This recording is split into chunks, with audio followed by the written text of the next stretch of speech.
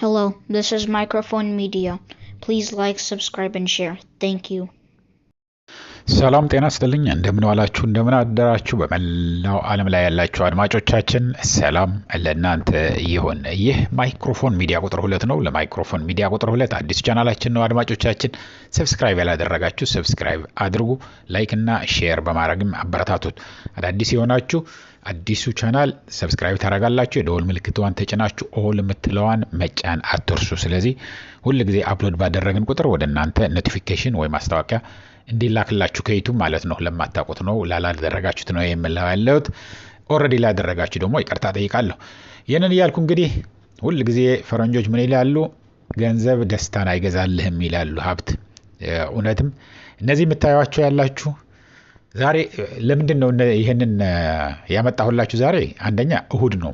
ሁለተኛ ነገር ደግሞ ልጆች አሉ፣ ቤተሰብ ያለው ከቤተሰብ ቁጭ ስትል ልጆችህ እንዲያልሙ መድረስ አለብኝ እኔም ከሰራሁ። እነዚህ የምታዩቸው በሙሉ የደሃ ልጆች ነበሩ። የደሃ ልጆች ግን አድገው ተለውጠዋል ያሉት እና እንዲያልም ማድረግ ነው። የወታደርና ጠበንጃና ጥይት እያሳየህ የምታሳድገው ወታደር መቼ ነው ሆነው ነው የሚለው። ታክሲ ነድተህ ጥሩ እየተሰራ ነው ምናምን ካልከውም መቼ ነው ታክሲ ነጂ ነው የሚለው። ትልቅ ህልም እንዲያልም ግን ልጅህ ወይ ልጅህ እንድታልም ጥሩ ነገር ማሳየት ጥሩ ነው ብለን ስለምናምን እዚህ ሀገርም እንደዛ ስለሚያምኑ አርአያ የሚሆኑ ሰዎችንም እያቀረቡ እየወሰዱ በየቦታው እያስጎበኙ ልጆቻቸውን ያሳድጓቸዋል። ይህንን እዚህ ከደረሰ አንተም ትደርሳለህ፣ የበለጥክ እንዳውም ትደርሳለህ።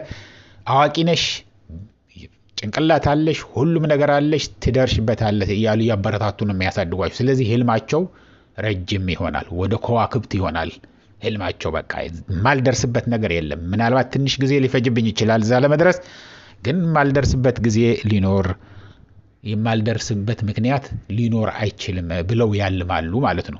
ልጆቻችን እዚህ ሀገር እንደዛ ያለን ነው የምናሳድጋቸው ያለ ነው። ጥረው ግረው ደግሞ ኢትዮጵያውያን የትና የት የደረሱ አሉ። እውነት ለመናገር የትግራይ ተወላጅም የአማራም የጉራጌ ምናምን ሳይ ሁሉንም የትና የት የደረሱ አሉ። እና ይህንን ለምንድን ነው ያመጣኸው እንዳትሉኝ ነው እንደዚህ ምላ ያለሁት። አንዳንድ ጊዜ ጥሩ ነገር ማሳየት ለቤተሰብህ ጥሩ ነው። እሁድም ነው። ይህንን እያልኩ እንግዲህ እነዚህ የምታዩቸው ያላችሁ አንደኛ ገንዘብ ደስታ እንደማይገዛልህ የሚያሳዩ ናቸው በሙሉ። እነዚህ አስሩ በዓለማችን ሀብታም የሚባሉ የዓለም ሀብት ተደምሮ የእነሱን አይደርስም። በጣም የዚህ አሜሪካን ሀገር አሁን ለምሳሌ የመጀመሪያዎቹ 3 ሰዎች የመጀመሪያዎቹ ትልልቅ ሀብታሞች ከመላው የአሜሪካ ህዝብ ያለው ሀብት ተደምሮ እኩል ነው። ሄዳቸውንም ምናምናቸውን ተቀናንሰው ማለት ነው። እና በጣም የሚገርም ነው። አንዳንድ ጊዜ ግን ከሁሉ በላይ ደግሞ ምንድነው ልላችሁ የምፈልገው ደስታ ሳላቸው ወይ ምን አይነት ኑሮስ ነው ያላቸው? ምንስ ገጠማቸው? ይሄንን አጠር አድርጌ ወደ እናንተ አመጣለሁኝ። እንደነገርኳችሁ ለረጅም ሰዓታት አልይዝባችሁም።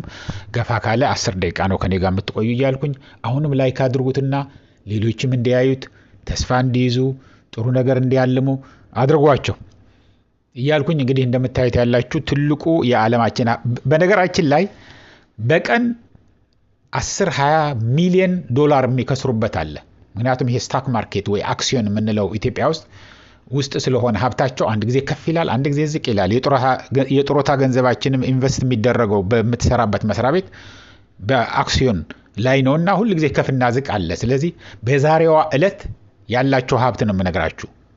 የነገ ሊለይ ይችላል፣ የከነገ ወዲያ ደግሞ ከፍም ሊል ይችላል፣ ዝቅም ሊል ይችላል፣ ሊለዋወጡም ይችላሉ ቦታቸው። ግን አሁን ትንሽ ርቀት ስላለ ላይደረስበት ይችላል።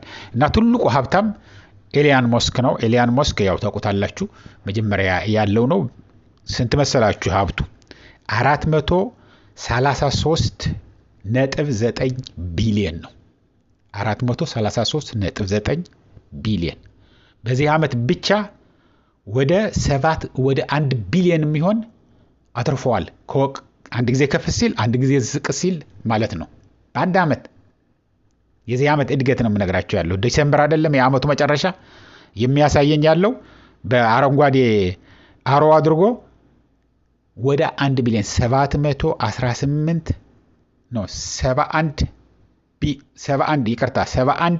ቢሊዮን ዶላር ጨምሯል ሀብቱ። ይሄ ማርክ ኤሊያን መስክ ነው። ሁለተኛው ጄፍ ቤዞ ነው። ጄፍ ቤዞ አማዞን የሚባል ትልቅ ድርጅት አለው። በሌሎችም ብዙ ሀብት አለው። እሱ ደግሞ 239.4 ቢሊዮን ነው። እሱም በጣም አድጓል በዚህ ዓመት ወደ 4.8 ቢሊዮን ብር ዶላር አድጎለታል። ሶስተኛው ማርክ ዘከርበርግ ነው። እሱ የፌስቡክ ባለ ንብረት ነው። 211.8 ቢሊዮን ነው። የሱም በጣም አድጓል። ወደ ግማሽ ቢሊዮን ዶላር አድጓል ሀብቱ በዚህ ዓመት ብቻ ግማሽ ቢሊዮን 502 ሚሊዮን እድገት አሳይተዋል። አራተኛው ሌሪ ኤሊሰን ነው። እሱ ደግሞ 204.6 ቢሊዮን ነው። እሱንም በጣም አድጓል በዚህ ዓመት። አምስተኛው በርናርድ አስፋልት፣ ይሄ በጣም ኪሳራ የደረሰበት ነው በዚህ ዓመት አድማጮች 1.3 ቢሊዮን ከስረዋል። ይህ ሶስተኛ ፎቶግራፋቸው ሶስተኛ ያሉት ማለት ነው። 1.3 ቢሊዮን ኪሳራ በዚህ ዓመት የደረሰበት ማለት ነው። ስታክ ስለሆነ እነዚህ አክሲዮን ስለሆነ ከፍ ዝቅ ይላል። ነገ ጠዋት ደግሞ ጥሩ ነገር ተወርቶለት ሊያድግ ይችላል። ግን በዚህ ዓመት ያልተሳካለት ነው። ሌሪ ፔጅ ደግሞ ወደ 161.4 ቢሊዮን ሀብት አለው። እሱንም በጣም ብዙ አድጓል። 2.4 ቢሊዮን በዚህ ዓመት ያደገ ነው። የሚቀጥለው ሰርጌይ ብሪን ነው። እሱ ደግሞ 154 ቢሊዮን አለው። 154 ሽማግሌ የምታያቸው ወረን ባፈት በመጨረሻ ያሉት ደግሞ 146.2 ቢሊዮን ነው። ከደሃ ህብረተሰብ የመጡ ናቸው። ከኢስተርን ዩሮፕ የመጡ ናቸው እሳቸው። አሁን ለምሳሌ ስቲቭ ባልመር 126 ቢሊዮን ዶላር ሀብት አለው። እሱንም በጣም አድጓል በዚህ ዓመት። ከበርናርድ አንሳልት፣ እኚህ በርናርድ ምላቸው ያሉ ፈረንሳዊ ናቸው። ሌሎቹ በሙሉ የተቀሩት ከሶስተኛ ከላይ ወደ ታች ሶስተኛው ያሉት ሰውዬ በርናርድ ያልኳችሁ 1.3 ቢሊዮን የከሰሩ ያልኳችሁ፣ ሌላው በሙሉ እድገት አሳይተዋል በዚህ ዓመት እና ስቲቭ ባልመር ደግሞ 126 ቢሊዮን አለው። የመጨረሻው አስረኛ ጄሰን ሃንት ነው። እሱም 120.2 ቢሊዮን ነው። እሱም 3.6 ቢሊዮኑ በዚህ ዓመት ያገኘው ነው። አዲስ ነው እሱ አሁን በጣም እና ለምንድን ነው ገንዘብ ሀብት አይገዛልህም ያልኳችሁ አድማጮች፣ በሙሉ እነዚህ አግብተው የተፋቱ በብዙ ነገር የሚታሙ ደስታ የሌላቸው ምንም ነገር ይበላሉ፣ በዚህ ዓለም አለ የተባለ ይገዛሉ፣ ይታያሉ። ግን ደስታ እንደሌላቸው በኑሯቸው የምታዩት ሁሉ ጊዜ ሰላም የሆነ ስቴብል የሆነ ቤተሰብ ያለው የለም። ከነዚህ ውስጥ አንድ እንኳን አትጠቅሱ። ወይ የተፋታ ነው፣ ወይ አፍትቶ ተፋቶ የተጋባ ነው፣ ወይ ሲማግጥ ተገኝቶ ተጣልቶ የተፈታ ነው። ብዙ ነገር ችግር አለ። ስለዚህ ይሄ ገንዘብ ሀብት ደስታን ሰላምን አይገዛልህም። ግን ይህንን ስል ደግሞ ገንዘብ ሰላም አይገዛምና ዝም ብዬ ቁጭ ብዬ ልዋል እንዲሉ ልጆቻችሁን አታርጉ።